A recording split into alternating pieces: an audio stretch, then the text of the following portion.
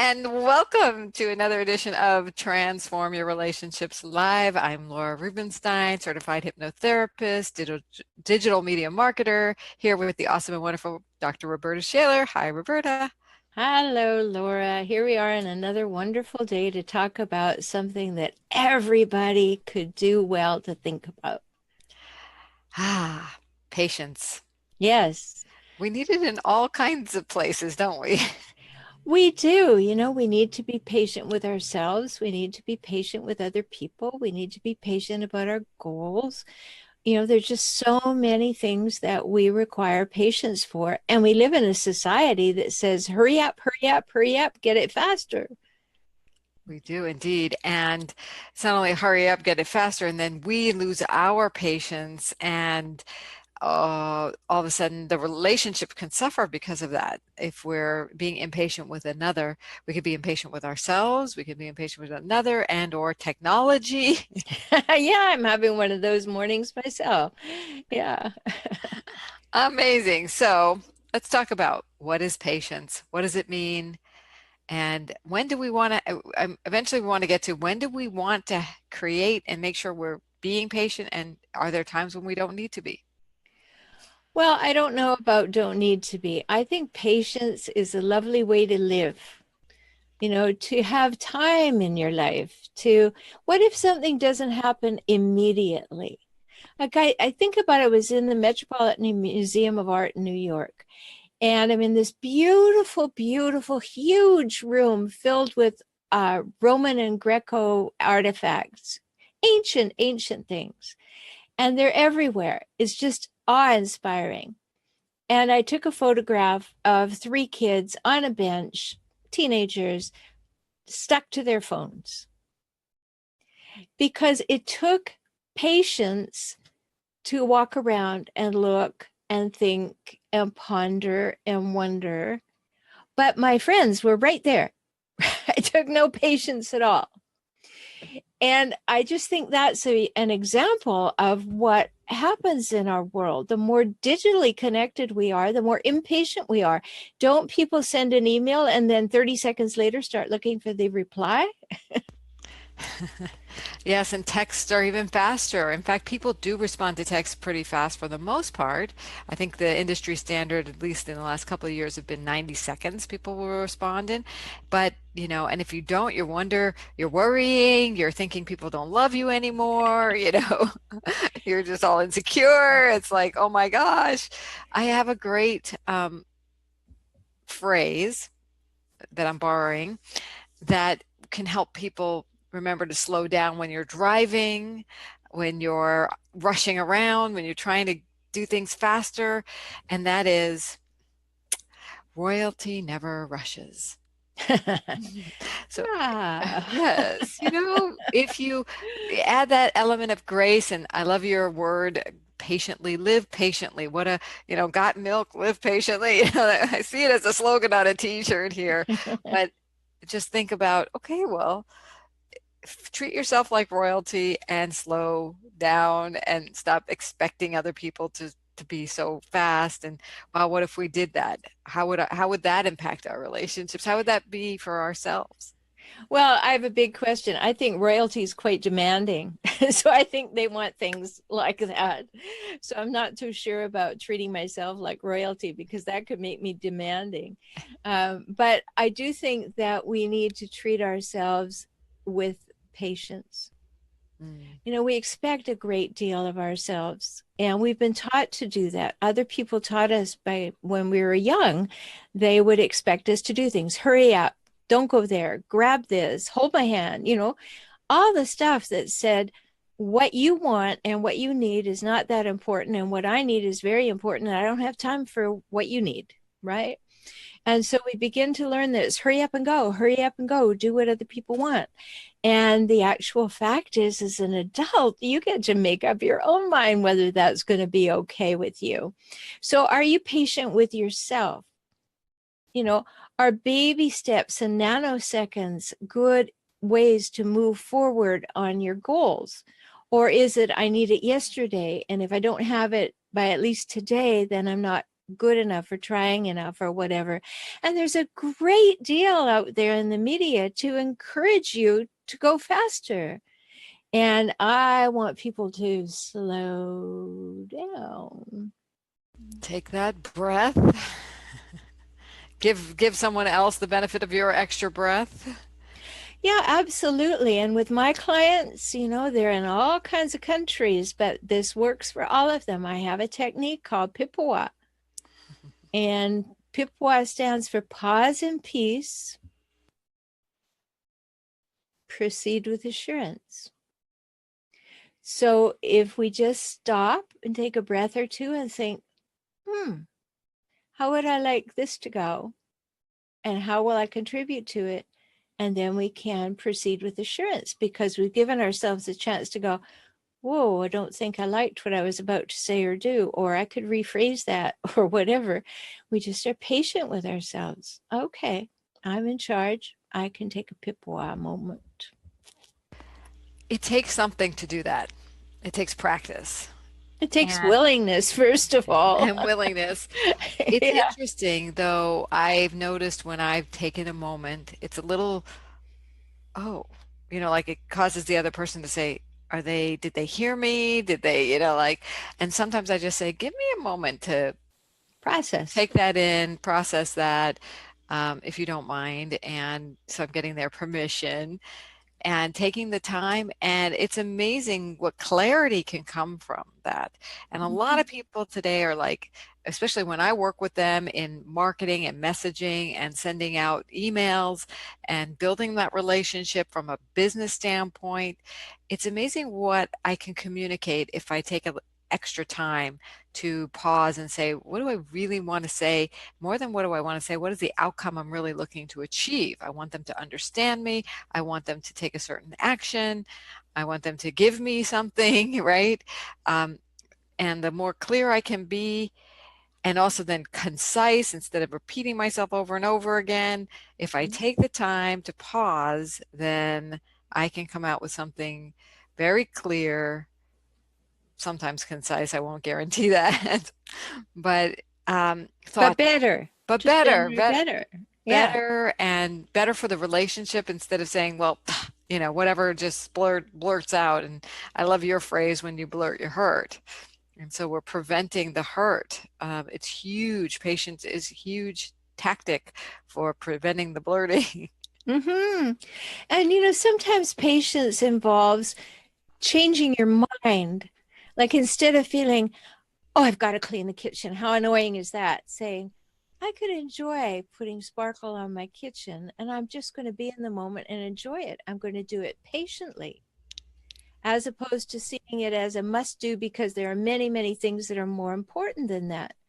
I mean, there are many ways that patience it comes into our lives and it creates an opening for something that will be more peaceful, that will be more beneficial, that will be more rewarding or engaging. And when we give that gift of patience to ourselves and to a relationship, then we open the door for that more to occur. Many times when I'm working with couples, it's like, well, we need to fix this. And I tell them, yes, I work in session packages, likely not going to fix it in one session package. Well, what do you mean? Well, you've had the problem for 24 years. It's not going to go away in 15 sessions. Have patience. All right. Have patience, right? And that's something that we do to be kind to ourselves, is to have patience. So beautiful to think about it. I also think that when we give patience, or we practice patience, we also, in our relationships, give ourselves time to verify if what we're about to say or the feeling we're having is really how we, and what we're thinking about that feeling is really how we want to express it. I find myself, if I'm patient, I get curious, like I bring in this curiosity factor, like, I'm having this feeling that he's doing this because, to get back at me or to whatever, or somebody's did this with an ill intention. Then I have patience. I'm like, is that really true? like the feeling is true, but is the thought after the feeling really true? Or the thought that created the feeling really true? Right. So, um, right. And then so I have time to verify and say, are there other options that might also be possible? And also remind myself, is this somebody I should give the benefit of the doubt to and not jump to a conclusion because I'm irritated or several things in my day went bad and this is just the icing on the cake, and see, it proves everything is wrong or bad or whatever it is, right? Yes. Yeah, those are really important pieces. And that's what's engaged with the Pipwa idea. Pause and peace. What's going on? Let me take stock. Let me take inventory. What am I feeling? What am I thinking? What do I need? What do I want? Hmm. And then say, if what I'm about to deliver I could receive happily, then proceed with assurance. If the answer to what is I'm about to deliver could I receive happily is hell no, then you have a chance to change it before you say something. Yeah, it's like some people have the foot and mouth. They say they have a put their foot and mouth problem, and all they need to do is practice pipwa. So let's say somebody is has a habit of putting their foot in their mouth. Where do they start to try and get patience? Try to practice patience. Well, I have my clients set their alarms on their cell phones for 6 times a day. And then when the alarm goes off, they come upright and they close their eyes and they take 3 deep breaths using the 478 formula that's in the Kaizen for Couples book. So breathe in deeply for a count of 4, hold it for a count of 7, exhale for a count of 8, 3 times. That gets fresh oxygen to your brain and gets the carbon dioxide out. And then you just ask yourself, okay, what am I thinking? What am I feeling? What do I need? What do I want right in this moment? Okay, then that might be, what do I want as a result of this exchange I'm about to have? Because that's a great question to ask yourself at that moment. Okay, I'm in a meeting. You can take those deep breaths and nobody needs to know because you can smile when you exhale. And you're in a meeting. And so you do that. And then you're asking yourself, what do I want as a result of this exchange? Ah, all right, now I can proceed with assurance because I'm back on track. You said that earlier. So it's a beginning place is to be present with yourself, to take a moment and to not think you have to answer. There's a little secret in the universe, Laura. When everybody asks you a question, you don't have to answer. Shh. you know, um, it's like the other secret. No is a complete sentence. You know, when someone asks you a question, you don't have to answer. And in fact, if you think it's an intrusive question, you can say, oh, that's interesting. Why would you like to know that? And then you can engage in the reasoning behind the question rather than feel put on the spot to declare or disclose information that you're really uncomfortable doing. So that's another form of patience, is to slow ourselves down to the place that we can say, okay, does that feel like an okay question to answer? Do I feel a pull or a push that this person's not going to be happy if I don't do what they want or respond in the way they want? What's up with that? Do I want to be in a relationship where somebody else makes demands and I'm not honored? I mean, when you slow life down, life gets better. Life slows down and doesn't feel like this whirlwind, and it feels more delicious and more manageable and can be richer. There's, I really invite everyone to practice, to try slowing down and saying, taking a moment before you normally would respond, especially if you're one of those type A people. Oh Mhm. gosh, wow, what would it be like if you actually took a breath before um, you answered a question? What would it be like not only for yourself, but for the other people who are, Or the relationship. and yeah, the person you're speaking with in relationship with, right? I was thinking the other day, I was speaking with someone who was, and this, and this, and you know, you got to know this, and this, and this, and this. And I was like, wow, I almost feel assaulted by the energy. Loving message. I mean, it was lots of help being thrown at me, but I was just like, wow, I'd really like her to take a breath and take me Yeah. in a little bit instead of just, spewing it out. And it's really honoring to the other partner in the relationship, in this communication process, because it's like saying, I'm going to take time to think about what you just said so I can respond appropriately. You And know, just to add in there, mhm, I had the honor of directing the only First Nations, that's what we call the Indian people in Canada, their opera. And before the elders died, because their songs would die with them. mm, And that was a long time ago, but I worked with a medicine man to prepare to do that. And at the time, I was working with First Nations students, and I found that they were slow to respond. And I would ask a question. So I asked the medicine man, why? And he said, well, one of the great teachings of our culture that many people don't do now, but we wish they would, is this. He said, when someone speaks to us, we believe it's respectful to replay what they said in our head after they finish speaking and then formulate our response.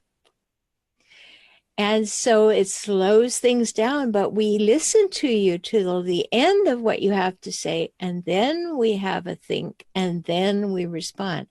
How many people are already preparing their defense or their answer after the first 10 words, and they don't even hear the end of the sentence? right.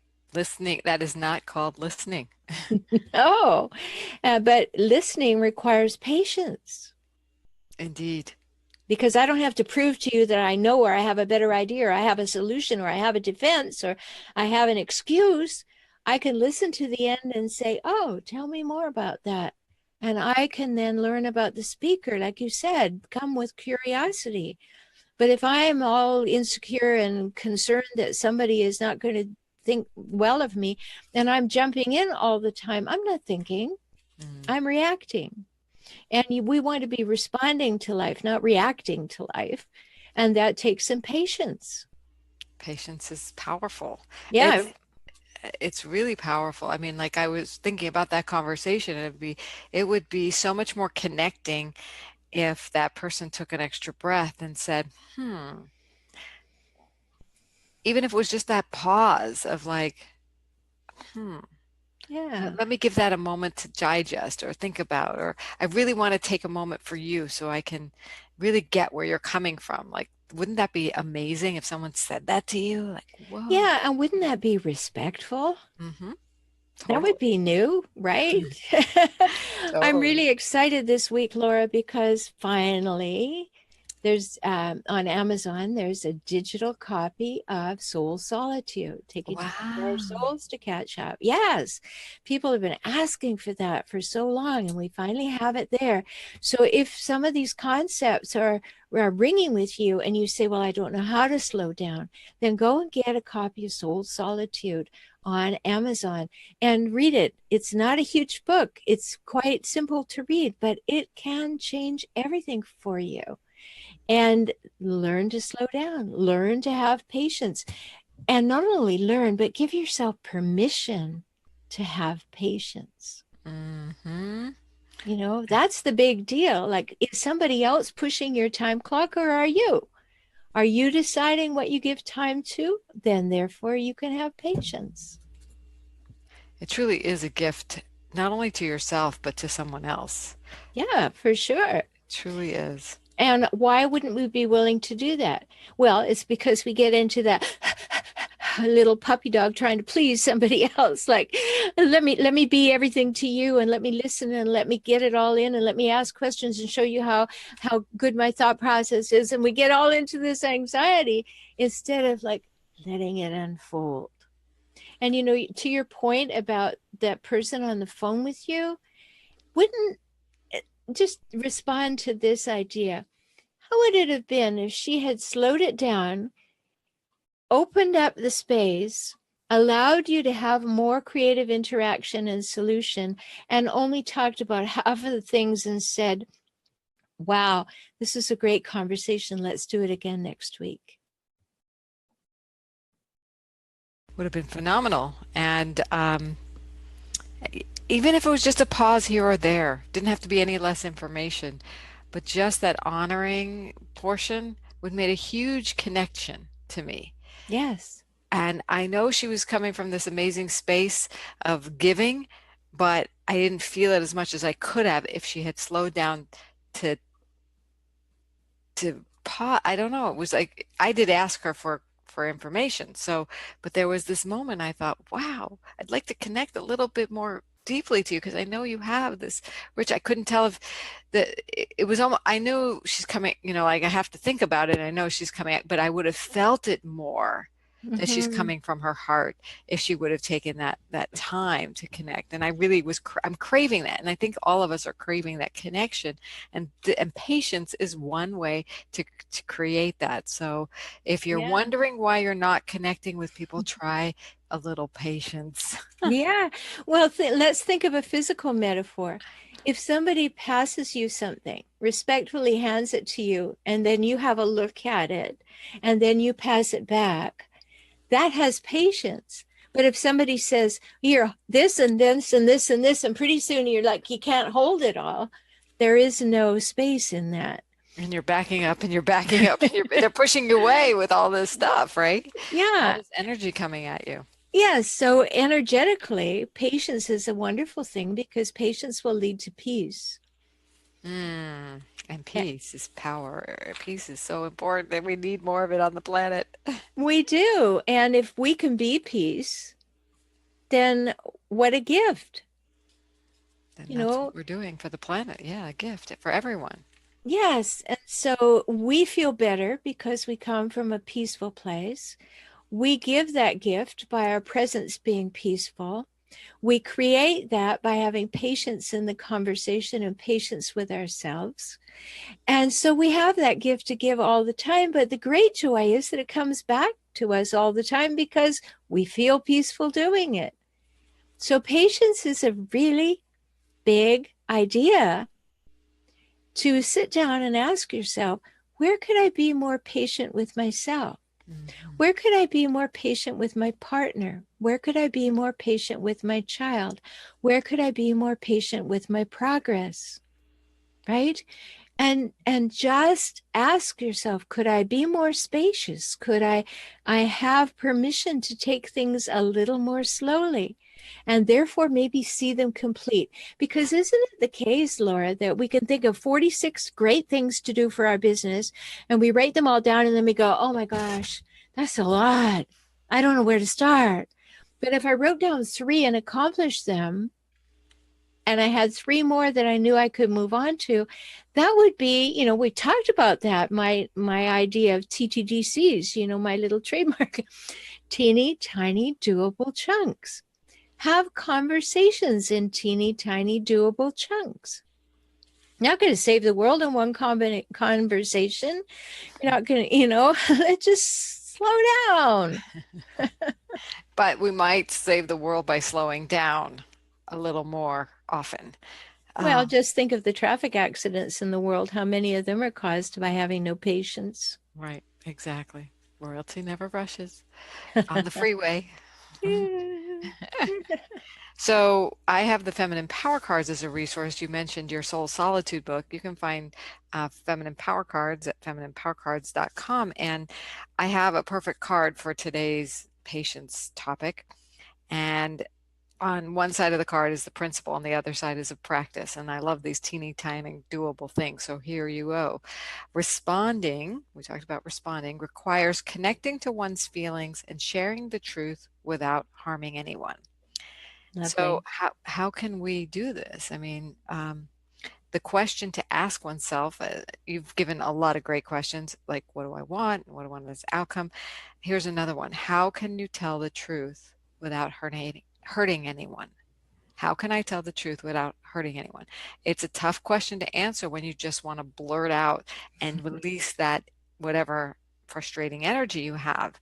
But this really reminds us that our feelings and what thoughts we associate with those feelings are not always congruent. They may feel congruent, but they're not what you really, if you take time to just go a little deeper and saying, yeah, I just want to say, you make me feel this way. You know, Not nobody does. true. Nobody does, right? But it's like, or yeah, something, if you feel that energy wanting to come out, like, okay, that's you not giving yourself the gift of your own wisdom. Yes, You're just trying to release tension, but there's a whole lot of wisdom behind that that bubbled that up. Go down into the bubble. Don't just burst it, and spray all over absolutely. everyone. Like get the wisdom, immerse yourself in it and be curious about okay, I'm feeling very reactive right now. What I really want to say is this, but is this true? Ah, what is really true? What am I really feeling? And why is my soul bringing this up to me? Why am I reacting so strongly to this? Can I resolve this? Can I start to resolve it? Can I start to look at it, face it, accept it, honor it, and transform it? There's a whole process through that. Yes. And the soul solitude can take you there. And then Yeah, those because reminders. basically soul solitude is saying, I decide and deserve to spend time by myself, listening to myself, listening to the universe, and saying, okay, let me just stop. Let me just take a moment.